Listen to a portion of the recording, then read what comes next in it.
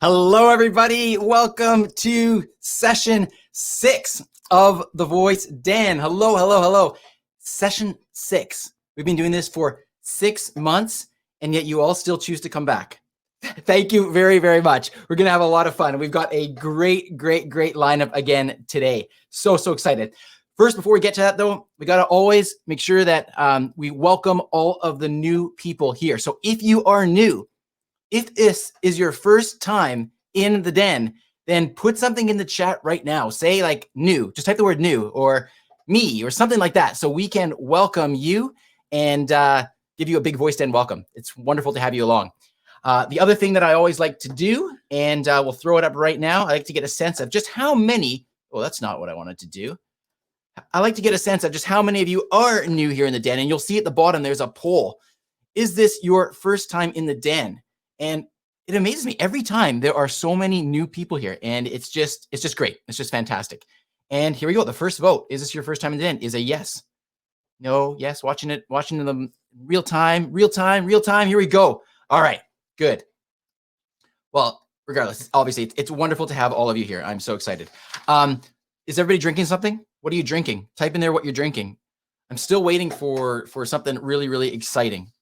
I want to know what you're drinking. And if it's just water, I got to admit, I'm having water today, but I want to know what you're having. All right. Okay. And here's the next poll for you, just to get us in the spirit here. It's December. Here we go. I want to know, are you using voice tech in your Halloween plans? This is a very important question.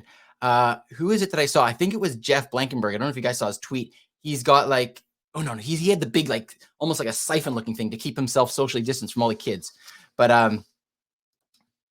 there you go. You can answer that poll as well. Okay, let's get on with the show, guys. I am super excited to welcome everybody. I need to give a huge shout out to our sponsors. First off, we have the headliner sponsor as usual, Amazon Alexa. Thank you so much to the Amazon team for sponsoring this and for making this accessible to everybody. So this wouldn't be here without Amazon. So thank you so much. And I hope everybody has muted their device. I just realized I need to do that to mine. All right. So we've got Amazon, and I also want to give a big shout out to a whole bunch of companies that have come on board to us, to share, to sponsor, to be a partner in some way. And you're going to be hearing more about this later on. But all of these companies, Attention Live, Audio Brain, Dabble Lab, Hereafter, Speak to Web, Vixen Labs, Voice Launch, Voice XP, and Voiceflow. All of you guys are doing amazing work, and thank you so much for being a part of the Voice Den and supporting this. All right, now we got some business to take care of. We have some business. We have to introduce you to the Voicefluencers. So we are going to do that. Let me pull up the Voicefluencer bios. Okay, so we've got a great lineup for you today. We've got Lady Lightning Fingers. And when I bring her on screen, we got to ask her about that nickname because I'm wondering about that. Lady Lightning Fingers, Julie Daniel Davies. She has over 15 years experience in the educational technology field. She's currently an adjunct professor or instructor at the University of Tennessee in Chattanooga. She's an educational consultant. She's a certified education technology leader. I don't want to say the word.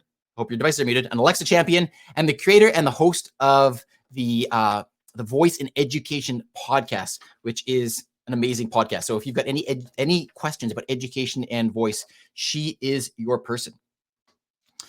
Next, we have Alan Firstenberg, otherwise known as Prisoner. He is, or he's been a software developer for as long as he can remember. That's pretty good. And he's currently a project guru at Objective Consulting, and he helps companies figure out how to do things with their IT departments that they say are impossible. I love that. That's fantastic. He's been developing for voice since he was introduced to Google Glass. He seeks to guide developers towards understanding how to develop and think about voice-first platforms. And he's the author of the multivocal library and actions such as Voodoo Drive. So Alan, thank you for being here. Next, we have Roger Kibbe, the Evangelist. He is a senior developer evangelist for Viv Labs, the engine behind Samsung's Bixby 2.0.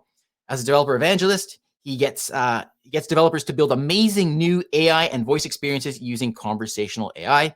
Prior to Viv Labs, Roger founded both a voice product startup and a voice consulting firm. And prior to that, he spent many years leading omni-channel technology strategy for Gap and has many years of technology consulting experience. So Roger, thank you for being here. It's wonderful. The Anomaly. We're going to have to get this guy to explain this. The Anomaly. For his bio, Bob has been described as the Steve Jobs of voice, period.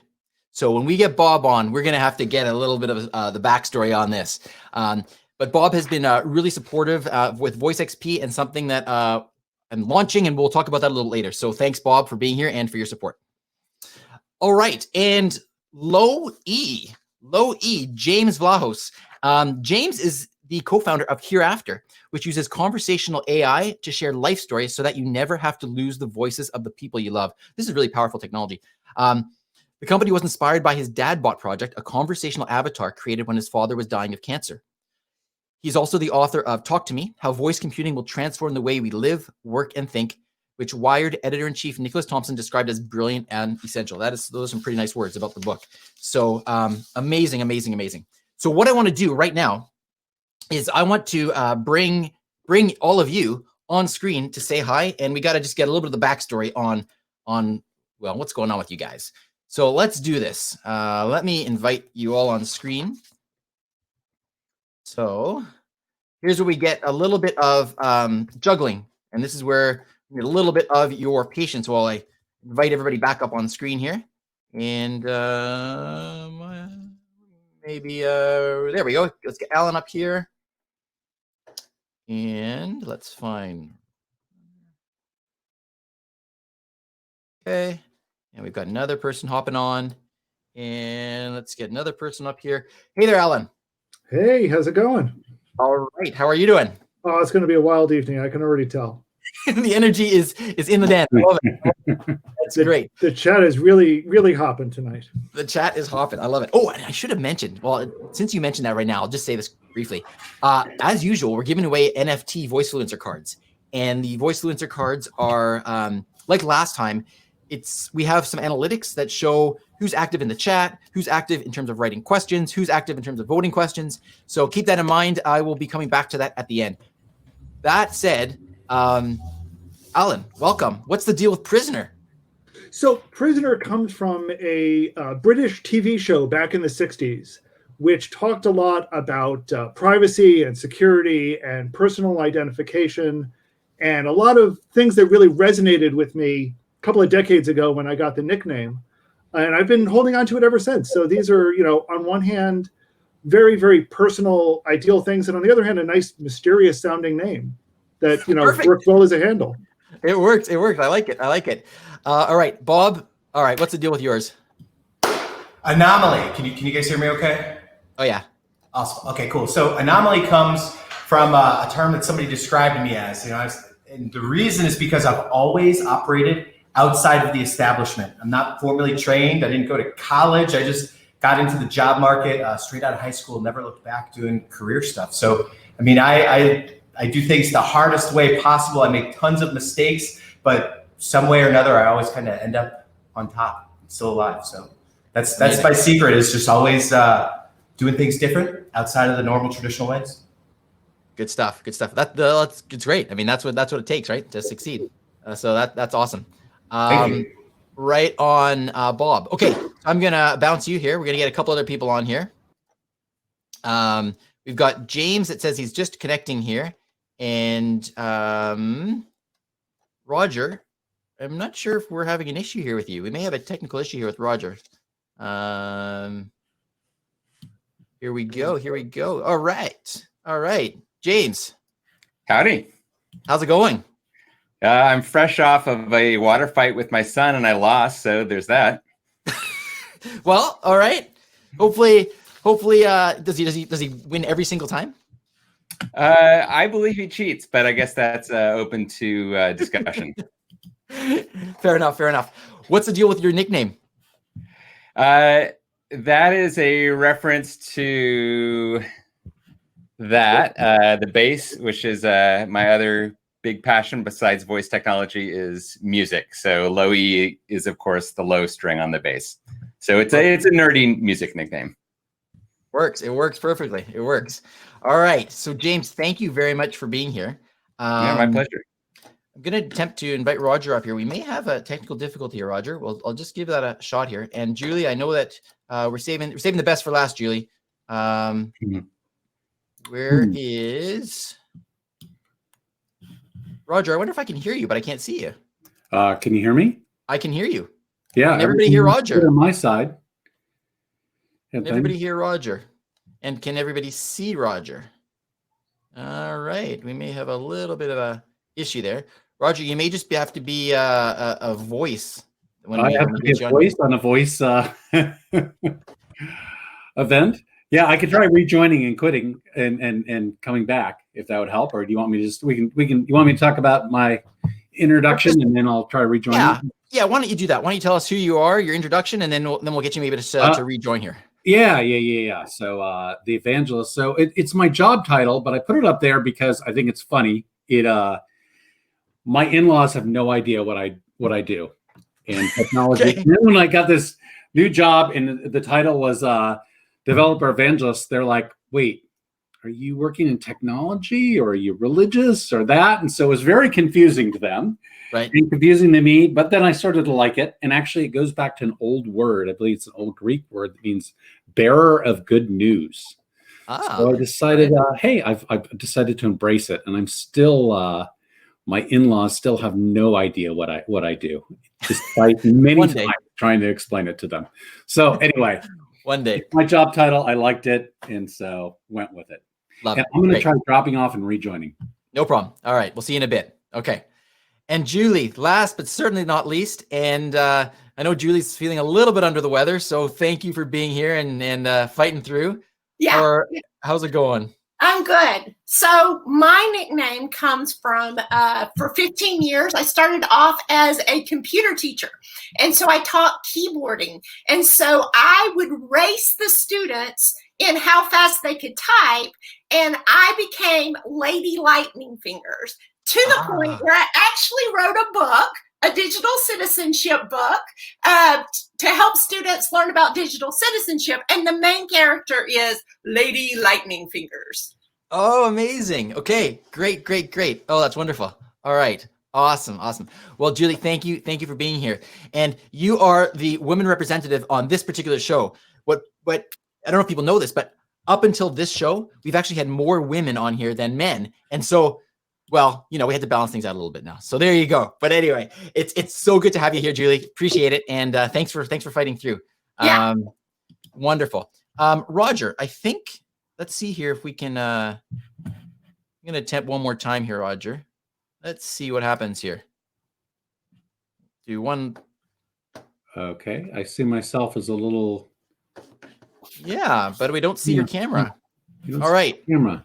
Let's see. I'll let you sort of explore that a bit. And Julie, I'm gonna say goodbye for a few moments, and we're gonna get some questions going here. All right. Okay. All right. Okay. So for those of you that are new here, quick little orientation down at the bottom of the screen under there, if that's where it should be, you'll see a thing that says ask a question. Under that is where you're going to type your questions for the Voicefluencers. If you can direct them towards a particular person, that is very helpful. So I know who you want to ask. But here's the catch, or not the catch, the added little feature here is that everybody gets to vote on their favorite questions. So you can read through those and see which question you want answered. And then that's how we're going to bring people on. And so with that said, I am going to look into our pile of questions here and let's see what we've got going on here. And it looks like right now we've got one from Robert at the top. Oh, it just shifted on me. Okay, we've got one from Dana. Dana, I'm going to bring you on. Here we go. Invite user on screen. This one is for Alan, and he's wondering about voice agents for the enterprise.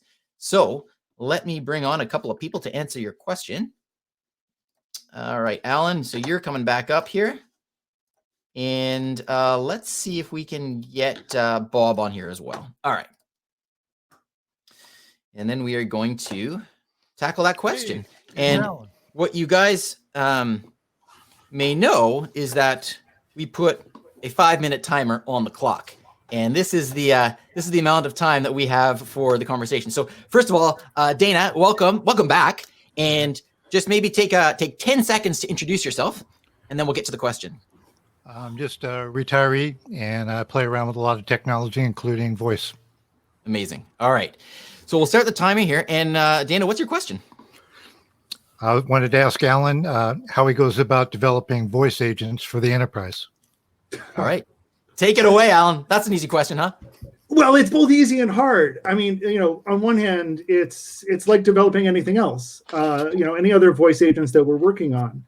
I think the biggest catch, though, when looking at it for the enterprise is addressing some of the needs of actually wanting to get, the data out. So what I see a lot of clients asking are, I've got all of this data in databases or spreadsheets or data stores or wherever we currently have it. What can I do with it? Now that it's in there, how do I get it out?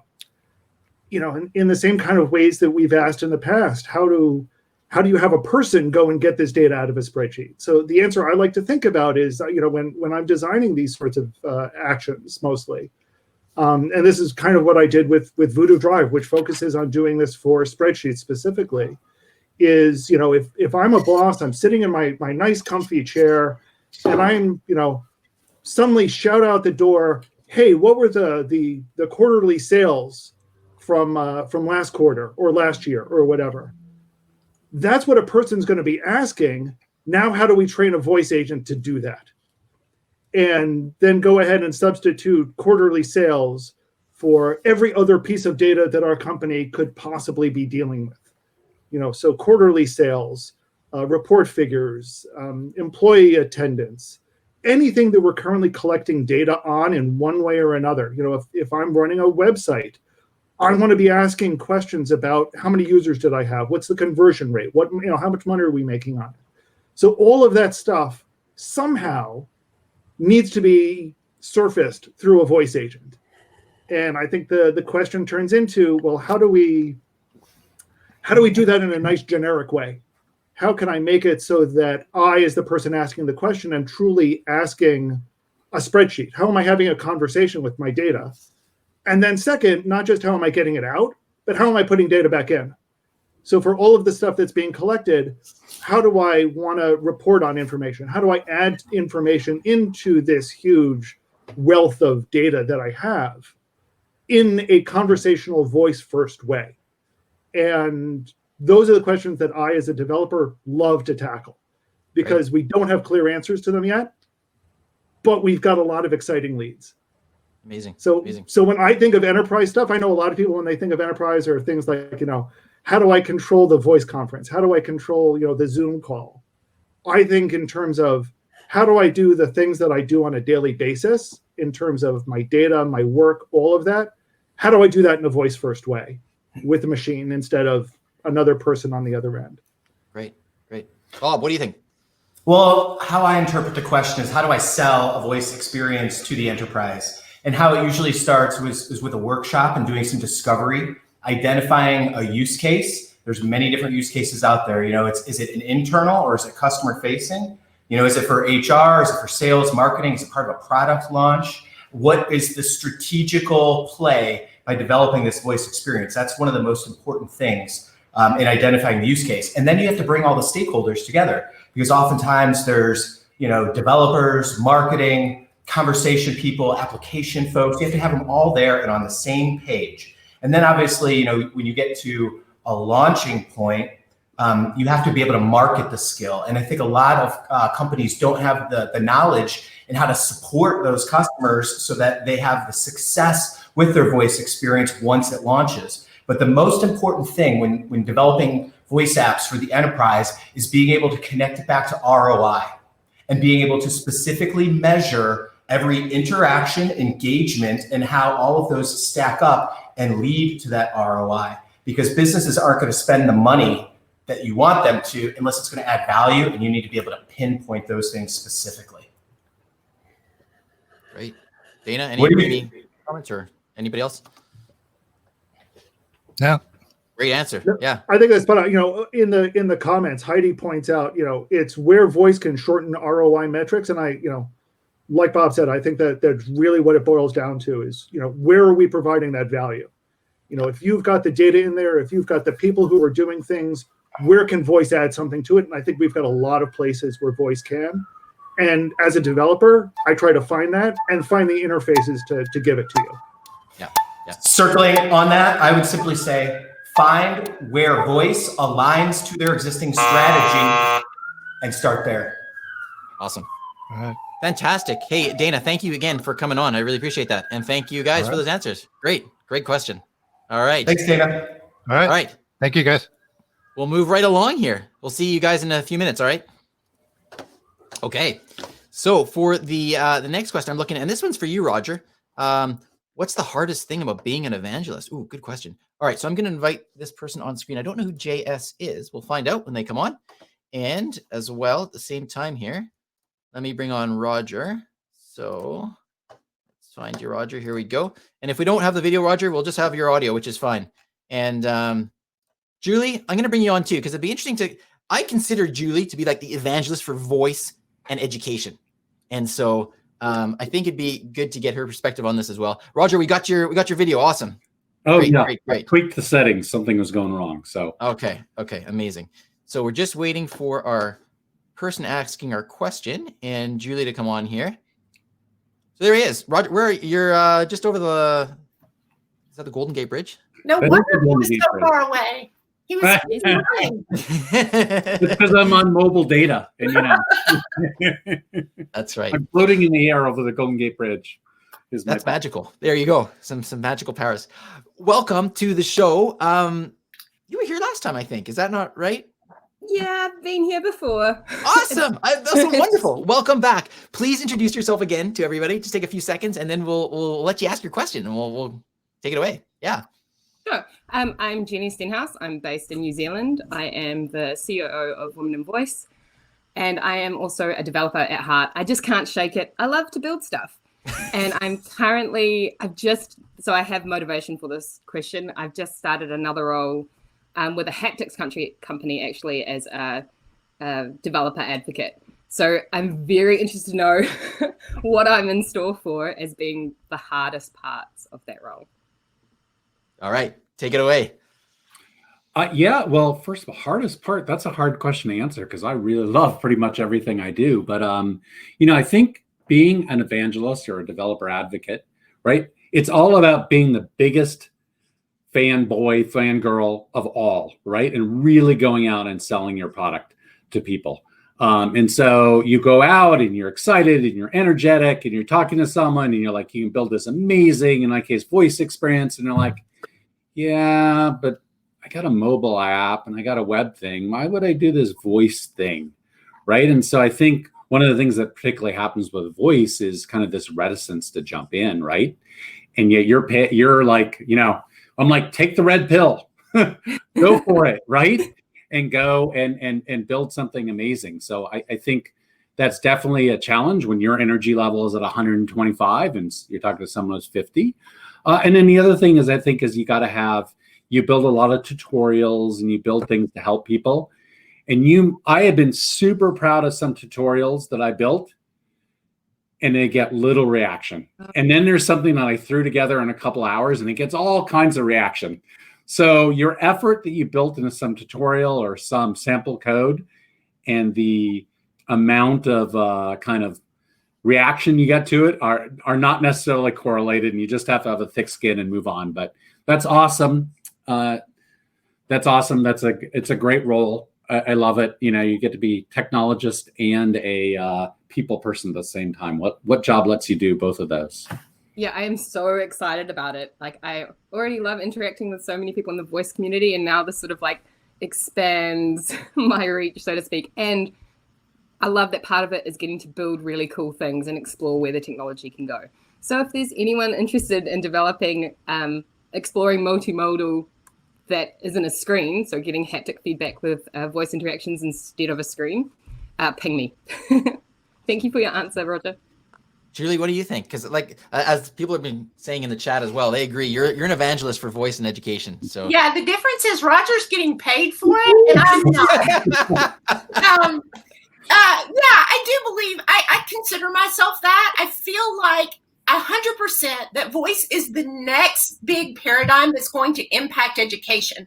And so I have jumped on that to sell its virtues and to ready the educational world for that, but also to make developers like the people here aware of the things that are needed in voice for education, because it's very varied because of student privacy laws. And so, I keep saying over and over, this wasn't the path I expected, but I am happy to be on this path because I totally believe in voice and the impact it can have on learning. Great. Fantastic. Well, yeah. Sorry, go ahead, Roger. Oh, no, I just think, one, Julie, you are a tireless advocate for voice and education. And I mean that in the best way. And Aaron, I think you probably run into as big a challenge as anyone, right? You're in an industry that's somewhat traditional view of technology. At least that's what I see of my kids in education. And I grew up, both my parents were teachers, so know a little bit about it. And so you're kind of fighting this kind of inertia. It's like, we have this amazing new tool that can really unlock educational experiences for kids. And it's like, oh yeah, but I have a chalkboard. So it's a little bit like that. And I think it's just, it's the nature of the game and things. And, for everyone who says it's a chalkboard, there's going to be someone who's like, that's awesome. What can I do? Yeah, Roger, I was just thinking back in 2015, Kathy Schrock, who I consider the grandmother of ed tech, said that the education is going to be personalized, programmable, participatory, and predictive. I think voice does all those things, and I think you're going to see that as well. Absolutely. Such good alignment. My mom's a teacher too, so I've shown her your podcast, and she's all for it. Introducing it to her classrooms now. Oh, good. Thank you. Oh, that makes me so happy. Yeah, all the way in New Zealand. So tell him to let me know how it's going so she can be on the podcast. Okay, cool. I will. Hey, Jenny, congratulations on the new gig. You're going to thank you. awesome I'm so excited about it. That is exciting. Well, wonderful. All right. That was really fun. That was a great discussion. Thanks, guys. All right. And so thank you for coming on. Thank you very, very much. I appreciate that. Nice to have you back on the show. So thank you very much. This is really awesome, by the way. I love Voice Dan. It's amazing. Awesome job. Thank you. Thank you. I appreciate that. All right. Julie, I think I'm going to keep you here for the next question because it might be interesting to get your perspective. Roger, I'm going to say bye for a few moments. Okay. And the next question is from Robert John Boyle. I'm going to bring you on screen, Robert. And I wanted to bring on James as well for this one. So let's do that. Let me come over here and find James. And James, come on up. You're the next contestant. All right. And while you guys are coming on, I'm just going to pull up the question here. So the question's all about Twitter and Facebook. The question moved on me. Twitter and Facebook have become the arbiters of what is and what is not misinformation. In a voice-first context, Amazon and Google would become those arbiters. Do we trust Amazon, Google more than Twitter, Facebook? Thoughts, comments? So that's from Robert, and I'm not sure. And there he is. Any second. There he is. All right. Wow. Hey, Robert, how's it going? Good. Can you hear me, Terry? Yeah, we can hear you loud and clear. Do you want to give us the 10-second introduction? Introduce yourself. Absolutely. My name is Robert. I work in sales at a company called Plaid. I want to give a shout out to Bob. I used to work for Bob. Worked for him for about 7 or 8 months in 2019. And yeah, real quick into the question. So, Twitter and Facebook last week, they, censored a New York Post article, and a lot of people got really, really fed up about it. And in my opinion, on election day, there's going to be a lot of articles that come out trying to say that one person won, and Twitter and Facebook are going to have to make some really interesting choices about whether they deem that misinformation, whether they have to tag it. And so the question is, looking forward to potentially 2024, 2028, once we start getting our information from voice first sources instead of mobile first sources, do we trust kind of the Amazons and the Googles more than the Twitters and the Facebooks? And, just what are your thoughts around mobile first versus voice first news? Ooh, I want to go. All right, go. So, as you guys may have heard when you first came in, I had a fever last night. And when I have a fever, I become really creative. So at 2 a.m., I woke up and I was like, what the world needs is a credibility skill. A skill where I can go in and ask, is what I'm asking credible? Is what I've heard credible? So my thought was, that needs to be built into these assistant devices. And so it needs to be some algorithm that's very transparent, where everybody knows the data points that it's looking at. And then voice could be that.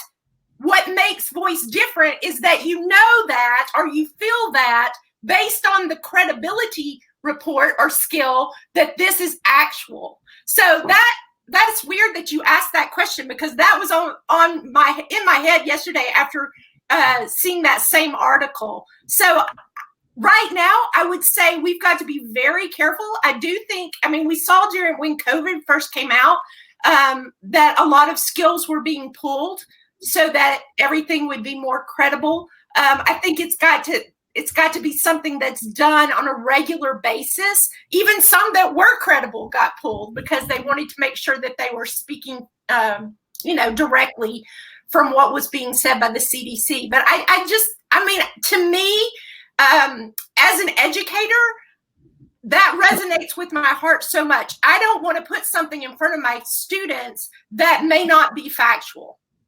Right. Great. James, what are your thoughts on that? Yeah, I'm trying to figure out how to condense what I wrote about in a whole chapter of the book into a 2.5-minute soundbite. But I mean, I love this question, and it's a really important question. And the essential arc that I wrote about was, if you're thinking sort of the old way of knowledge, going to the newspaper, the library, and browsing through all these different sources, you have this sort of plurality of information. In the voice paradigm, it's really the opposite. Like you don't want to ask a question and hear 10 answers. You want to hear a question and hear one answer. And that's an amazing feature for convenience, speed, power. It's not necessarily a good thing for, getting information from multiple viewpoints. So it's easy to sort of throw bricks at Amazon or Google and, why did you choose that answer, not the other one? And it's not even really that they're doing anything wrong. It's just that it's an inherently difficult, if not impossible, task to, like, you're essentially being asked, like, serve me the truth. And as much as one could dream of, an algorithm that is a truth vetter, it's hard. And, we need lots of information. We need lots of information from different sources. So I fundamentally don't know how this gets solved. And it certainly puts a lot of pressure. The whole thing with that New York Post story, that was an absolute damned if you do, damned if you don't moment in terms of whether to, if you pull it down, you're censoring and you're Big Brother basically, and that's bad. And if you leave it up, you might be contributing to the spread of a totally spurious piece of information. So it's a tough one. It's one of the things in voice that's going to be hard to work out. Do you think there's a potential for Amazon and Google to outsource it to something like a PolitiFact, the way that Facebook kind of outsources to PolitiFact on whether they're going to decide if something is misinformation or not? I mean, I think the problem is we're not in a place where, as a nation, we agree on like who the one arbiter of truth is. So whoever you were to outsource it to, 51% of the country is probably going to be pissed off about how you chose. Right. Even if the other 49 thinks like, no, they have fact checkers and they look at all the sources. So even if there's a way to like present a couple of competing viewpoints in a voice answer, I think that's a good way to go. Boom. Oh, good timing. Boom. I like it. That was the low timer. The low E boom. All right. Awesome. Hey, that was a great question, Robert. Thanks for that question. Really, I mean, you could probably talk about that for an hour or longer. So thanks a lot, Robert, for joining us as well. All right. So let's see what we've got here going on for our next question. So we've got, Adam, I'm going to bring you on screen here. Great. Oh, this is a question specifically for James. Okay. So let's invite Adam on. I'll see you in a bit, Julie. This one is a very specific question for James. I'm not sure that, I'm Do we need a private session? No. I mean, I'm not sure it makes sense to bring somebody else on. Why don't we kind of do an abbreviated answer for this when Adam comes on, and then we'll let you answer it because it's a great story. I know the story behind it, and I think it's a great opportunity to share. Hey, Adam. Hey, Adam. Hey, James. How's it going? Good. Adam, you got to give us a quick intro for like the one person here who doesn't know who you are. Who should be ashamed of themselves. I was co-founder of Siri, which sold to Apple, and co-founder of Viv Labs, which sold to Samsung to do Bixby. Wonderful. Well, thank you for being here. And Adam was previously on the Voice Den as the magician, because he's a magician as well. There he is. The magician's in the house. So, Adam, great to have you here. I'll let you just kind of take it away. I'll run the timer, and you can ask your question. Yeah, my question's for James. I know that you're working on Hereafter AI. I know a little bit about it, but I'm not sure everyone does. And it's an interesting use of voice technology. I want to know the why, the how, and the how much for Hereafter AI. The why is that we have been sort of recycling the same basic technologies for Remembrance for years, if not decades. And yeah, we can take more photos and we can take them more conveniently and we can make videos on our phone and everything, but we're still sort of fundamentally collecting the same types of media. And if anything, our new tools, which are so powerful, create a problem is that we have too much media. And so all these things that we would want to remember somebody by get kind of locked away in a hard drive. So the why of Hereafter is simply to make a new way to be able to kind of capture the stories, memories of a person's life, and then serve them up in a way that is immediate and accessible. And though I didn't start out with this in mind, in fact, the first thing I did, Dadbot, was mostly text. I realized that voice was, to be able to have just a thing sitting on your kitchen counter or your phone that you could ask a question of a loved one, hear their story right away, that was a powerful way to go. The how starts with a very conventional oral history process of just asking people questions about their lives and recording answers. It's different from like a StoryCorps type process in that we're already trying to structure the data in a way as we take it in, knowing that the more clean it comes in, the more easy it's going to be to retrieve later. And then at that point, it's built into a conversational system, and then through your Alexa and soon through your assistant, ask a question about someone's life. And if there is content that is related to that question that was asked, it gets retrieved and you hear it. And it ranges everything from like real stories about important memories like wedding days and first jobs to, jokes and sayings and things like that. And your final question was how much? How much?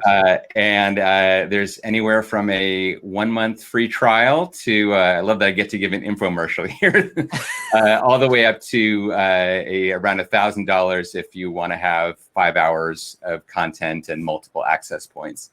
So it's all on hereafter.ai if you're curious. So have you thought about images and video? I've seen like there's the Shoah project, kind of the Holocaust Remembrance Museum has something a little similar that uses holographic representations of people, some of them who are dead, but you can converse with them and it's pretty compelling. Have you thought about going in that direction?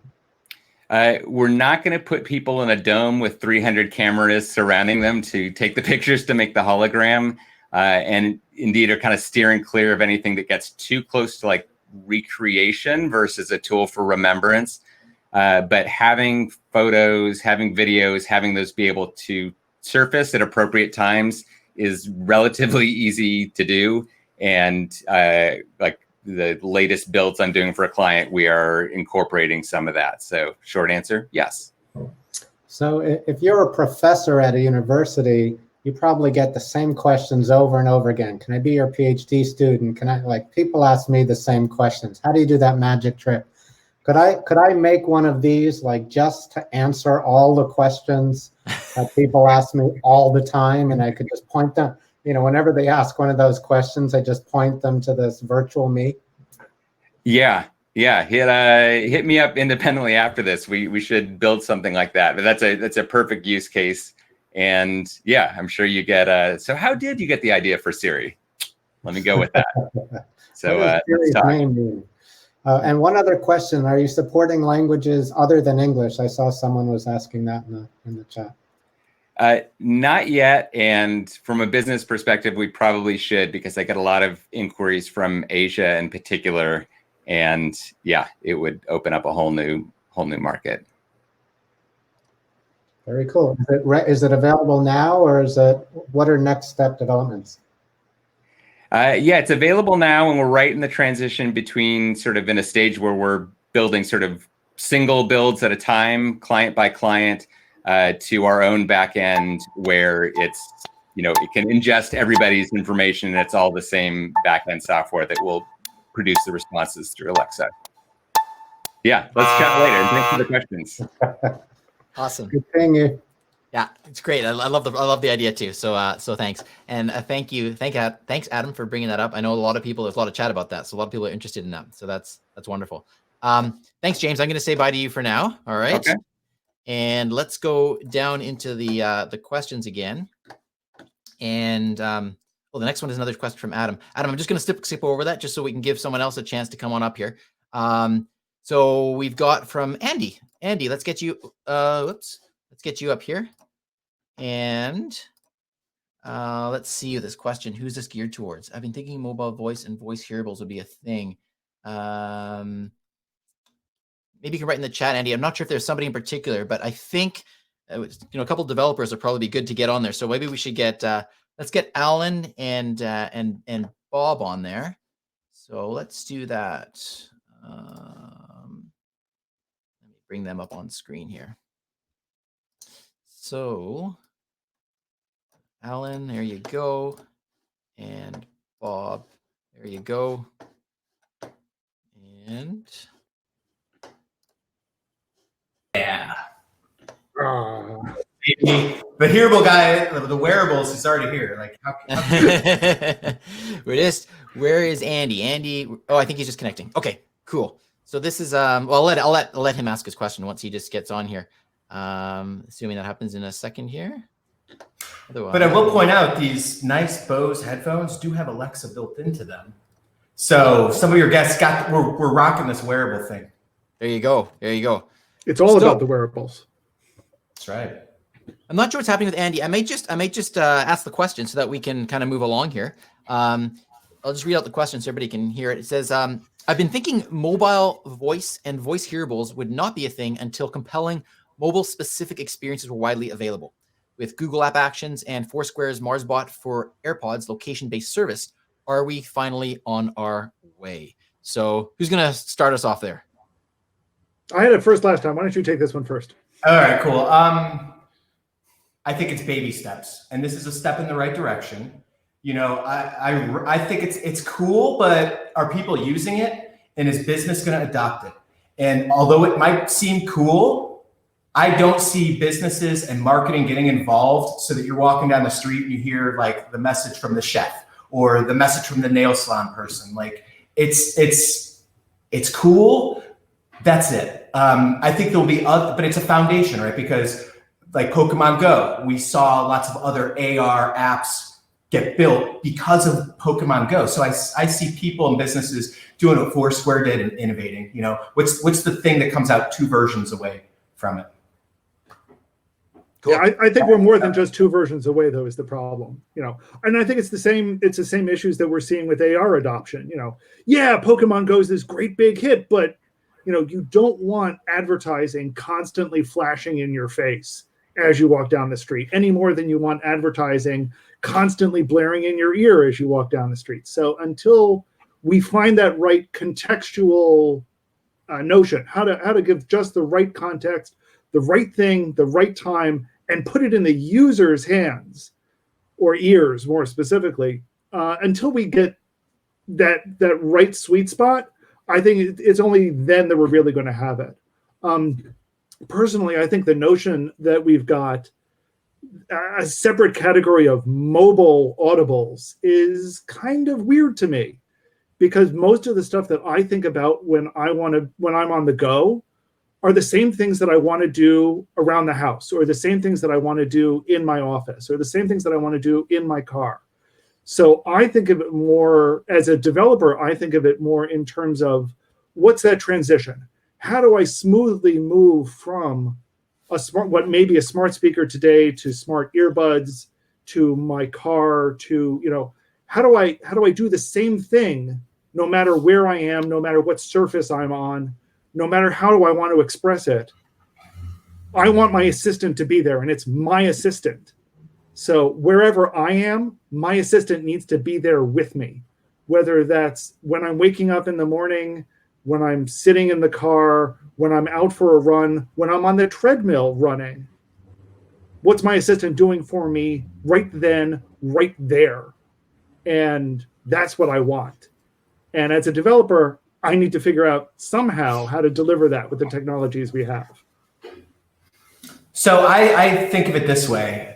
It's called in-situation voice experiences. You might be driving down the road and you see a billboard with an intent on it, whether it's Alexa or Google, ask whatever, you know, ask the personal injury attorney, what do I do if I'm in a car accident? Ask the pizza shop, send me a coupon. The same thing can be said if you're walking down the street and their marketing has a placard or sign in the window that offers, say, you know, Alexa, tell restaurant, send me a coupon, send me a menu, right? You're telling them and showing them the voice commands that they can issue to their personal assistant. And guys, put your future glasses on. In a couple of years, you're gonna be able to invoke any voice app from any assistant. So you can go, hey, Google, start my Alexa skill. It's just going to work because all the major platforms want that interoperability, you know? So the key thing is wearables are great, but it's the in-situation voice experiences and those use cases that you should really focus on. Does that make sense? I think so. And I think it's also, we talk about it, wearables is this broad class of things. And I think really, I'm wearing glasses, you're wearing headphones. Some people are going to be wearing a watch. How do we make systems? How do we make, voice agents that work on this whole range of wearable technologies? So it's, the right thing, the right place, the right time. That I think that's that's the challenge that we have, but I think that's also the exciting opportunity that we're going for. Yeah. We can't hear you, Terry. I think in chat, Noel, as usual, points out what the right term for this is, and that's ambient computing. Where do we have our agent working with us? There, we had this slogan with Glass: there when you need it, and out of the way when you don't. Good. Okay. Well, you guys beat the buzzer. I can stop that. Great discussion, guys. Sorry we couldn't get Andy on there. There was some kind of a tech issue there, but not a problem. Not a problem. So, okay. Thank you, guys. Great discussion as well. We'll move along to the next question here. All right. So, let's see. Okay, Adam, we got to bring you back on screen because your question is extremely popular, and we've got to have a little discussion here about Bixby. So, Adam, I'm going to invite you back on screen. And I'm going to obviously bring Roger on, and Alan, maybe we should keep you there as well. Get your take on this as well. So let me bring Roger back up. Adam, great to see you again. Hey, good to see you. Welcome back. We just got to find Roger. Roger, you're the one I'm looking for. There you are. Okay. I think Roger's a key ingredient in this conversation. Okay. So there we go. Adam, why don't you just sort of set up the question? Yeah, I'm kind of throwing softballs today, James with Hereafter and Roger for Bixby, but then I'm going to hit the hard questions next. I'm starting out slow. So, okay. Roger, not as many people know about Bixby as they do Alexa or Google Assistant. So my question is twofold. As a developer, why would I build for Bixby? Like, what's special about Bixby? And as an end user, why would I use Bixby? So let me take the developer first. I think the big differentiators I always say about Bixby are two things. One, it's inherently multimodal. So every device that Bixby runs on is a multimodal device. And two, it's not smart speaker based, right? So it's on the phone now, but a watch, the TV, appliances. So we were just talking about that ambient computing future. And, I like to think, as a matter of fact, I just gave a talk called Beyond the Smart Speaker at Voice Summit a couple weeks ago. And really, it's about thinking about voice and all these other devices and what it unlocks. So I'll give my favorite example. My favorite example is the TV, because I think the TV is an amazing place to have voice. And I think about it in the sense of I'm watching a TV show and I want some information. My kids watch TV. They don't watch TV without sitting with their phones in front of them.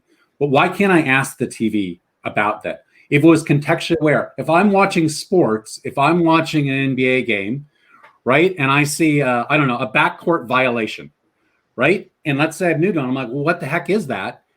Hi, Bixby, what's a backcourt violation? It should bring up a graphic and explain it to me while I'm still watching the TV and do that. I think there's a massive, massive opportunity to kind of make traditional kind of one-way media like TV interactive. I also think you could do it with audio. I love the idea of being able to talk back to a podcast, right? Or a live poll in a podcast. Yeah. So yes, in my mind, Bixby is all about enabling voice and multimodality on devices above and beyond the smart speaker. So that's what I would say to a developer. To an end user, I mean, it's a little bit the same thing is, hey,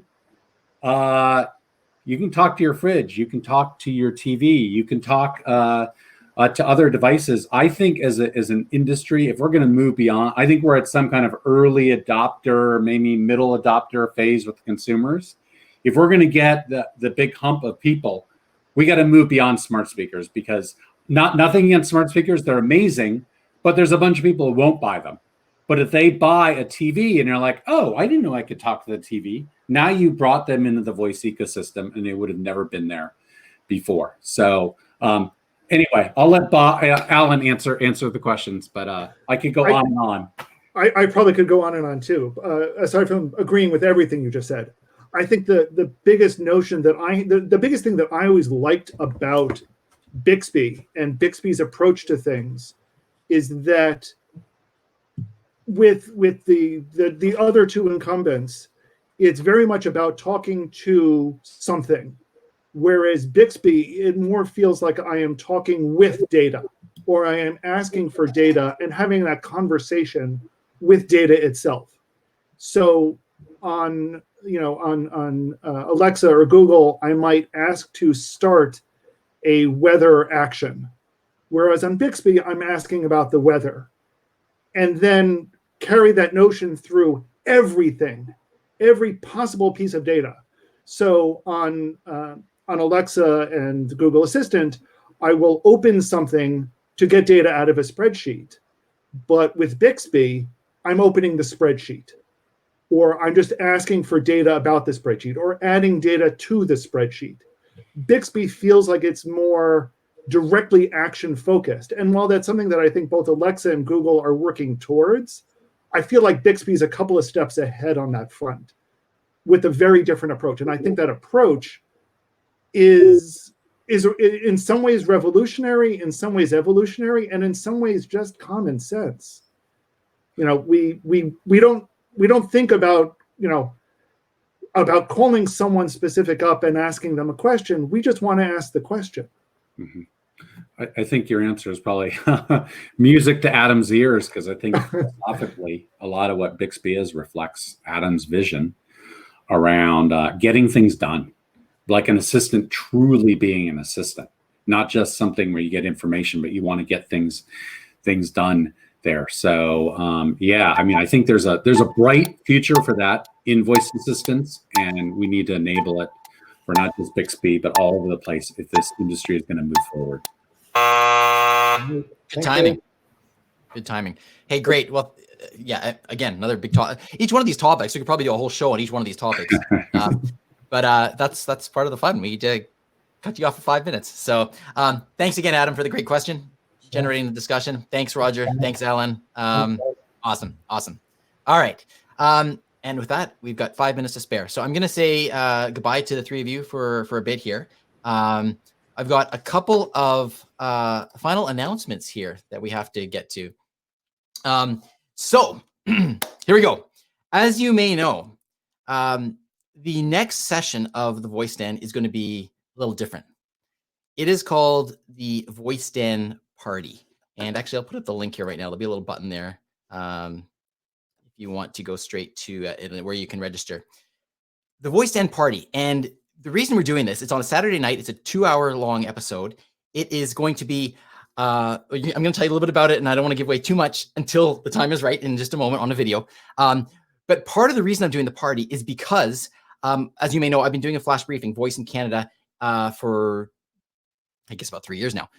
The 1000th consecutive flash briefing happens to be on November 14th. That is the day of the party. So this is going to be a party to celebrate 1,000 flash briefings. It's going to be a party to celebrate all of you, the community. It's going to be a party to celebrate all the voicefluencers who have so generously donated their time to the Voice Den. And it's going to be a lot of fun. Now, leading up to the Voice Den, this is where it gets a little interesting now, because I want to share something with you. Some of you may be familiar with this. There's a game called Crack the Code. And what this is, it's a game that I've produced with the help of Bob Stolzberg on Voice XP. And when you listen to the Voice in Canada flash briefing, starting November 4th, so the 10 days leading up to the party, each one of those days on the Voice in Canada flash briefing, there will be some kind of code, some kind of clue, some kind of riddle. If you can solve that riddle, then you go to the skill, crack the code, and you talk to the skill, and then the skill will tell you if you figured it out. If you figured out the correct answer to the riddle, then you will be given one little piece of a final code. And if you can do that for 10 days straight, then you will actually have the final code. And then by interacting with that skill, you'll figure out what to do with that code. And if you choose to participate, this is where you can win some big prizes. And I want to highlight what these prizes are. First of all, I want to thank Attention Live. They are going to be giving away. So I should say that of the people that solve the code, then that will be a random draw. However, there are ways that you can get more entries as well to increase your chances. Attention Live is giving away the Ring Always Home Cam when it is available. So your name will be ready so that when it is actually available, you will get one of these. Vixen Labs is giving away the brand new Amazon Echo Show 10. So you will get one of those when it is available. You get all of this as the grand prize winner. You will get, thanks to Dabble Lab, you will get Amazon Echo Buds, a pair of Amazon Echo Buds.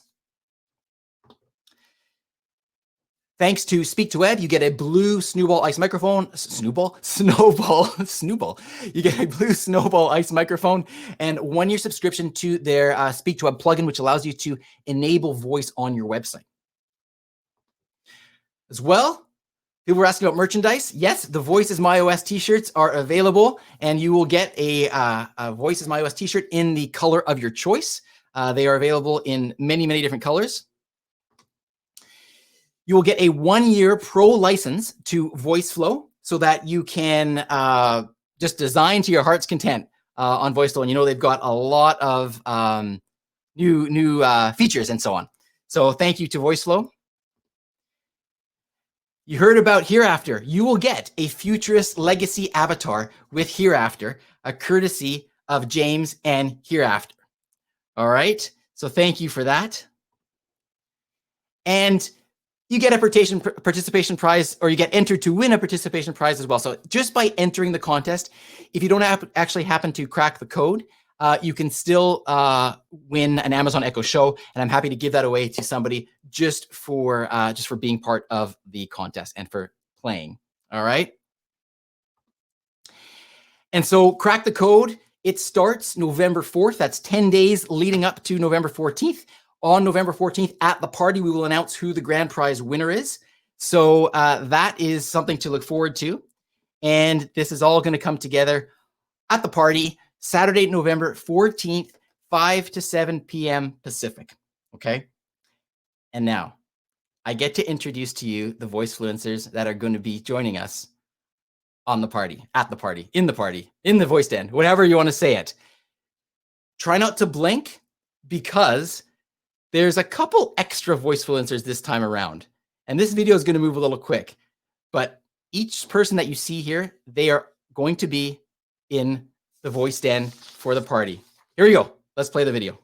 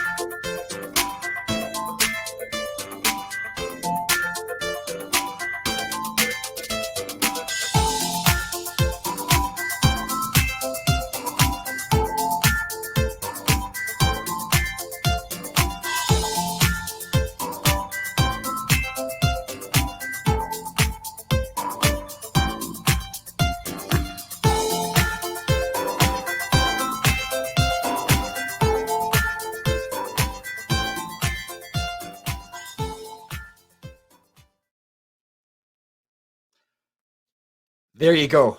What do you think?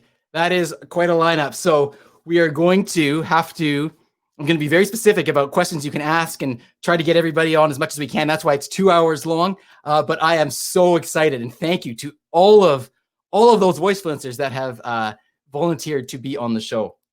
Now, I got 2 more announcements, so bear with me here. We're going over just over 6 o'clock here, so I'll try to finish up here quick. But first of all, I went through the analytics while you're watching that video. These are the winners of the Voicefluencer cards this time around. We've got Ray, Patrick Doyle, Michael Novak, Noel, Heidi, Adam, Dana, Robert Doyle, and Robert Sosin, and Andy Bellavia.